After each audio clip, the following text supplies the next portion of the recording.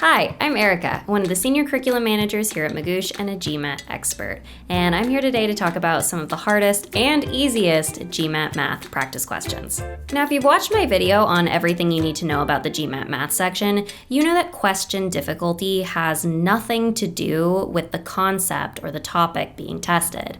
So a probability problem can be 400 level or 700 level. A percents problem can be 400 level or 700 level. A prime numbers problem could be 400 level or 700 level. What actually makes a GMAT question hard is its complexity. So how it forces you to reason critically, to take more steps, to take less intuitive steps, and to avoid traps in order to get to the correct answer.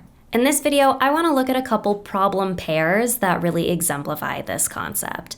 So one easy to medium difficulty problem and one hard problem that tests the exact same content but at different levels of complexity.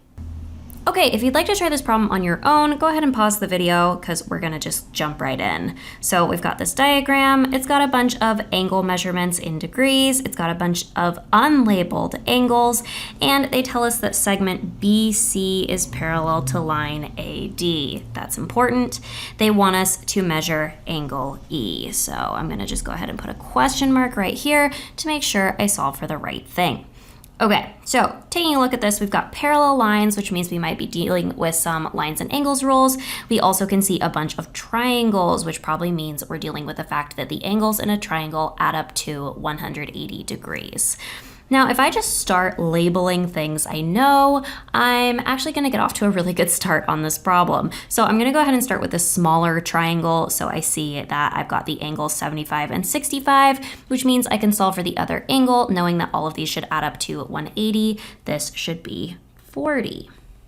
Okay, well, using the fact that BC and AD are parallel, we can see that they make this Z shape. So we've got two parallel lines intersected by another line, which means that the angles created by that line are going to be the same as well. So we're going, okay, that is 40, that is 40. Now turning our attention to the larger triangle, now I've got two angles in that triangle, which means I can solve for the third. So if I've got a 40-degree angle and a 95-degree angle, that means that I have 135 degrees so far, which means I have 45 degrees remaining, which means the angle that I'm looking to solve for is 45 degrees, and my answer is D.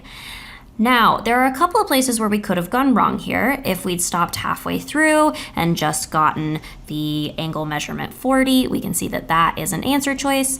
We could have also made the mistake of adding wrong and ended up with 35. We could have both stopped early and done some math wrong and ended up with either 30 or 50. So there are a couple of mistakes that we can make here, but in general, if we are doing careful calculation and labeling things on our diagram, making sure we don't stop halfway through, we should get to the correct answer. So this is an easier problem dealing with triangles and lines and angles. Okay, let's go ahead and try a more challenging problem based on the same concepts.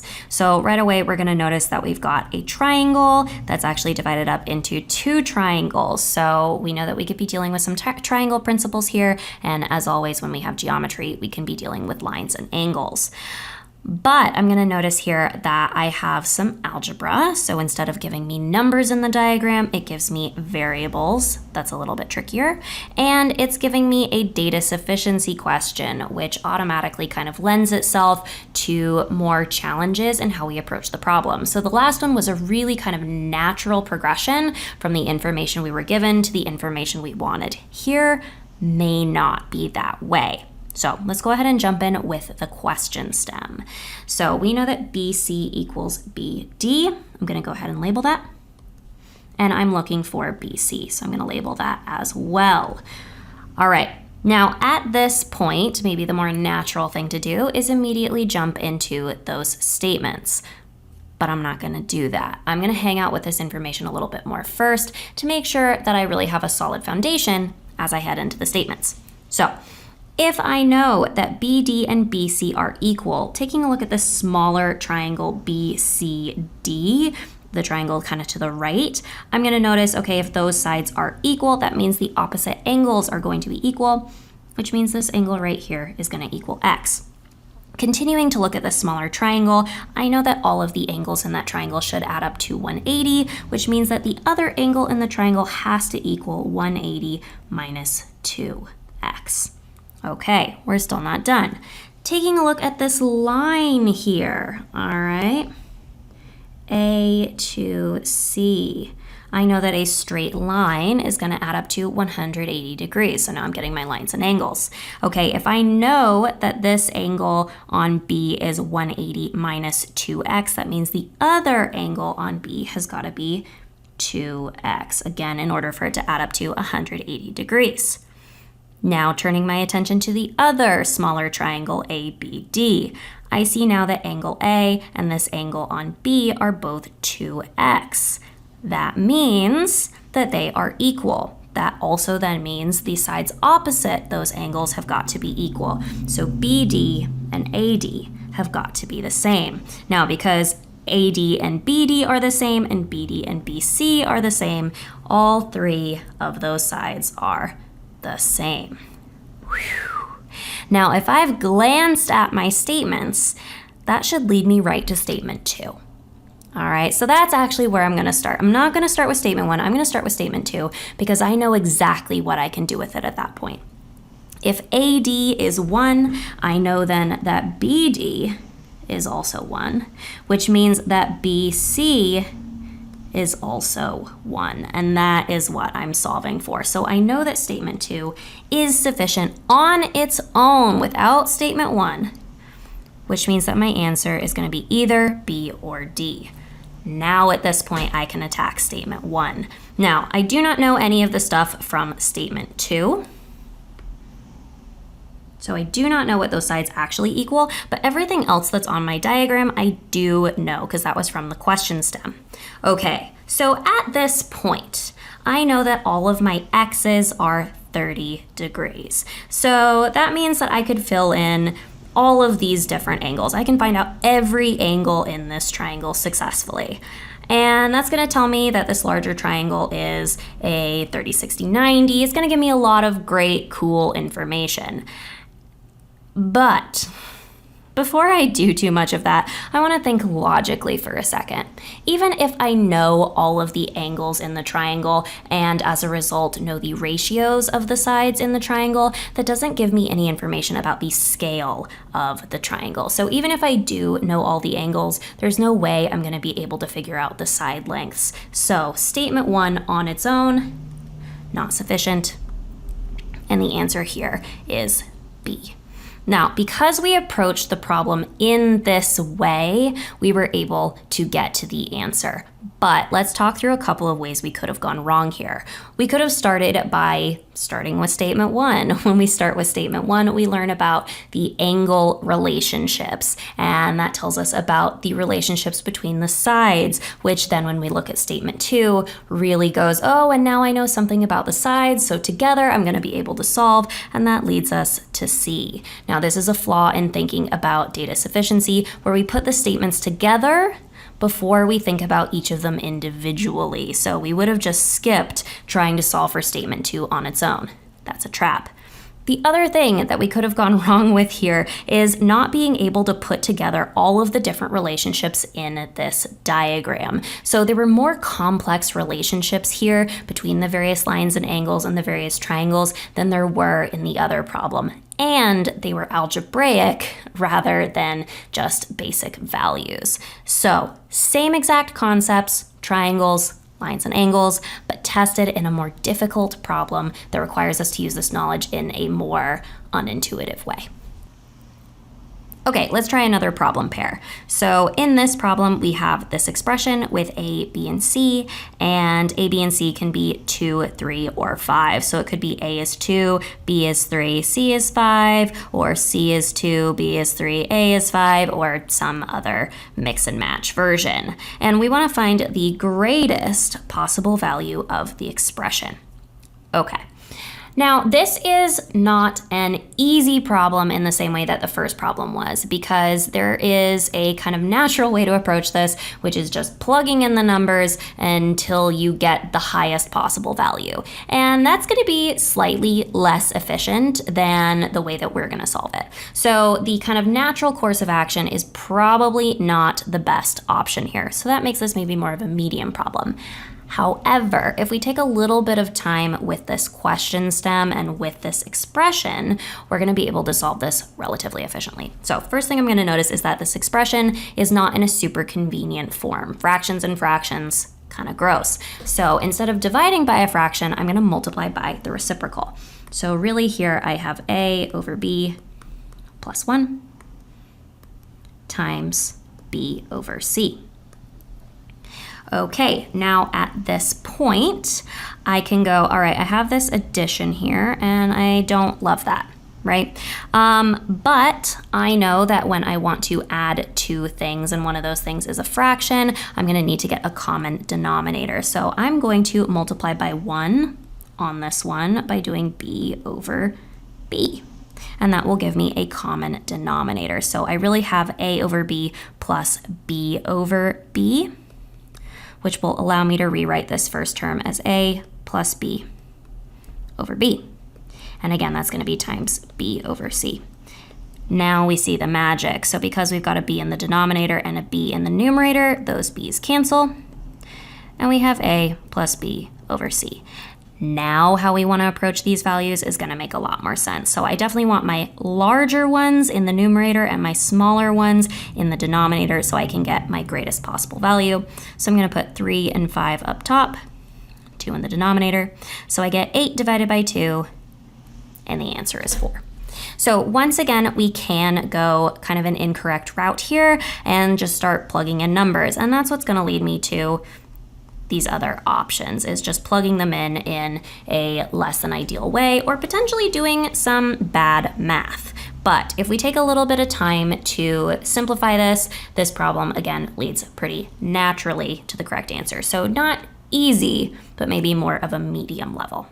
So this problem tests concepts of arithmetic, really understanding the operations specifically of multiplication and addition.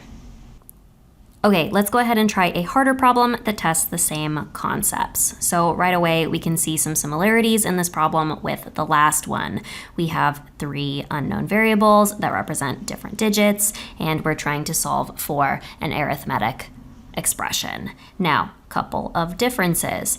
We are trying to solve for an arithmetic expression, but rather than the greatest value of that arithmetic expression, we are solving for the only value of that arithmetic expression based on this arithmetic equation right here. Similarly, instead of having the options of 2, 3, and 5 to choose from, we have any different digit. So we can work with 0, 1, 2, 3, 4, 5, 6, 7, 8, or 9. So a lot of options. Worth noting at this point that on the previous problem, we could have solved by plugging in the different numbers and then just trial and erroring until we got to the right one. However, with this problem, that is not going to work. There are just going to be too many options for that to be a viable course of action. So this problem is harder because not only would it be slower, it would be so slow as to be impossible with this method. So we are going to need to implement our knowledge of multiplication and addition in order to solve this correctly. Okay. So coming back to this equation, so we have a 3-digit number times a 1-digit number that gives us a 4-digit number. We also notice we have 4 different b's, so those all have to be the same digit, and 2 a's, those also both have to be the same digit. And that gives us some clues for where to start. So taking a look at our ones place, we notice that we have a b times a b. That's going to give us a b. So b times b is going to give us some number that ends in a b. Okay, well, there actually aren't a lot of digits that are going to make that work, so we can actually go through our options and start narrowing down. So starting with 0, well, 0 times 0 is technically 0, so that would work here, but if we take a look at the problem, a 3-digit number times 0 is going to be 0, not a 4-digit number, so that's not going to work. Same deal with 1. 1 times 1, technically does end with 1, but a 3-digit number times 1 is going to give us a 3-digit number, not a 4-digit number. Nope. All right, 2 times 2 is 4. Nope. 3 times 3 is 9. Nope. 4 does not work. 4 times 4 is 16. 5 times 5 is 25. That does end in a 5. That's an option. 6 times 6 is 36. That's an option. If we do the same process for 7, 8, and 9, those don't work. Okay, so let's go ahead and try our options. So starting with 5. So 5, 5, 5, 5. Okay, so 5 times 5 is 25. Carry the 2. And then this is where the problem starts to get even harder, because now we're dealing with some slightly more complicated arithmetic. So if we were to be doing this problem, we would do 5 times a and then add 2 to get something that ends with this 5. Okay, I'm going to write that as its own problem once again. So 5 times a plus the 2 that we carried should give me something that ends with 5. Okay, now I can actually manipulate this by subtracting 2 on both sides. So I get 5a is going to be equal to something that ends with a 3. Okay, now hopefully at this point I can see that that's not going to work. 5 times anything is going to end with a 0 or a 5. Again, any integer. So it's never going to end with the 3 that we want in order to add the 2 to get the 5 that we want. Complicated. But in other words, the b cannot be a 5 because it would make our a an impossible number. So that means b has to be 6. We know that. Okay, so let's try that.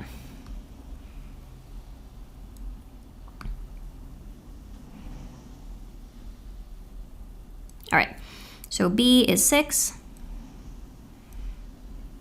Filling that in everywhere. All right, 6 times 6 is 36, carry the 3. And once again, we have similar math. 6 times a plus the 3 that we carry should give us something that ends with a 5. Manipulating that by subtracting 3 on both sides, we know that 6a is going to have to end with a 2. Now, there are actually some options that will work here. So trying out a, okay, we know that a now can't be 6 because we've already used that option. 6 times 0 is 0. 6 times 1 is 6. 6 times 2 is 12. That could work. That ends with a 2. 6 times 3 won't work. 6 times 4 won't work. 6 times 5 won't work. 6 times 7 is 42. That could work. And then 8 and 9 won't work. Okay, so again, we have 2 options. We're going to try them both. Okay, so starting with a 2, filling in a 2 for a in both places. Okay, 6 times 6 was 36. Carry that 3. 6 times 2 is 12, plus 3 it gives us that 5 down here, 4, 15, and then carry the 1 right here. 6 times 2 is 12, plus 1 should give us 13, but we got a 6 right here. Doesn't work. Okay, so a cannot be 2. It's gonna have to be 7. Okay, we are almost done. So going ahead and getting rid of what I did there. All right. Now I know that 6 has to be 7, so filling that in. Okay, so 6 times 6 was 36. We carried the 3. 6 times 7 is 42. Add the 3. That gives me that 5 for 45. Carry the 4. 6 times 7 is still 42. This time add a 4, which should give me 46. So that aligns with the 6 I already have and makes C 4. All right, adding those up for a plus b plus c gives me 17, and the answer is E.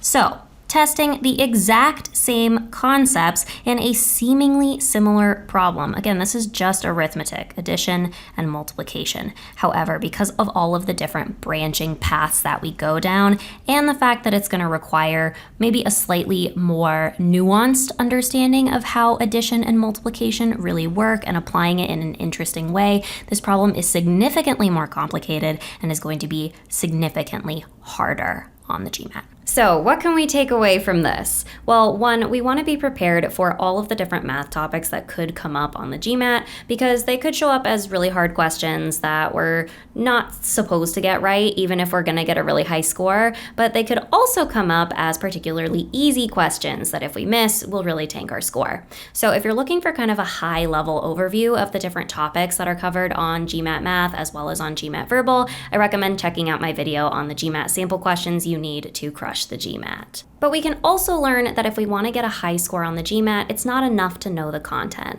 We also have to be prepared to use it in interesting ways, to reason critically, to avoid traps and recognize patterns in order to get the correct answer on these more complex questions. Let us know if this video helped you by liking and subscribe for more videos from me and the other experts at Magoosh.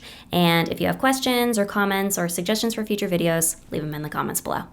Thanks for watching, and I'll talk to you soon. But they could also appear as really easy questions, and we want to be prepared for them either way.